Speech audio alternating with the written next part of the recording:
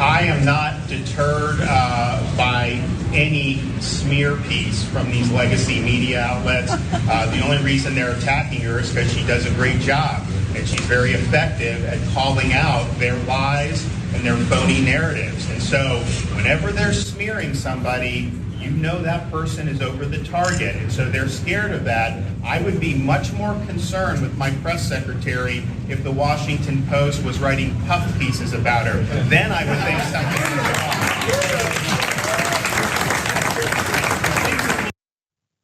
Ron DeSantis there in the video shot by someone's 9-year-old kid was talking about the problems that's going on with his press secretary. You didn't really hear that much there. But he's talking about the Washington Post and the legacy media coming after her.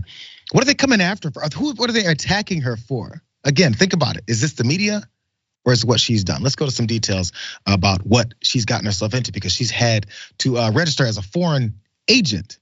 So a spokeswoman for Florida, Ron DeSantis, this week registered as a foreign agent of a former president of Georgia, Mikhail Saakashvili, belatedly detailing work she performed for the politician between 2018 and 2020. The spokeswoman, Christina Pashaw, made the disclosure following contact from the Justice Department, according to her attorney, Michael Sherwin. She began her work in 2018 as a volunteer in the post-Soviet country, Sherwin said, and was ultimately paid $25,000 over the course of 2 years. She received her first payment of $10,000 in October of 18 in cash, according to her filing. She stayed for free for 6 weeks in an apartment owned by Saakashvili associate in Tbilisi, the Georgian capital. Pushaw's work for Saakashvili involved going toe-to-toe in 2018 with W. Samuel Patton, a political consultant who had just pleaded guilty to not registering as an agent of a Ukrainian political party. As part of his plea deal, Patton agreed to assist special counsel Robert Mueller in his investigation of foreign influence in the 2016 election.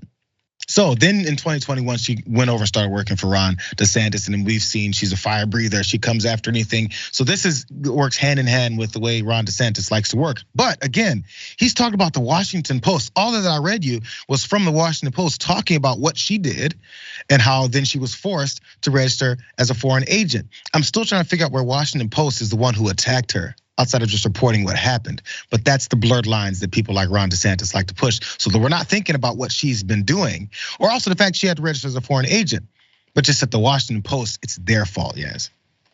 Yeah, and that's, I think I talked about this in one of my recent Rebel HQ videos, not that that's a plug or anything like that, but there is a difference between one person's truth and what is an actual fact, right? Whatever you think is happening versus what is an actual fact. And the Washington Post and a lot of these mainstream news outlets at least back up a lot of what they're saying with actual facts, because they have to, right? They go through a lot of fact checking and things like that. They're not perfect, I'm not saying they are, but you can't argue with the actual facts, right? So we can see what she has already done, we can see who she's been associated with, and that should really be enough, right? But instead, the GOP, in this case, Ron DeSantis, he has to spin it because he can't argue with the facts, so he just redirects your attention elsewhere. And he says it's this and it's that and whatever else it is. The GOP, they don't care about being credible. They don't care about offering solutions. All they want to do is get reelected so that they can maintain and gain more power.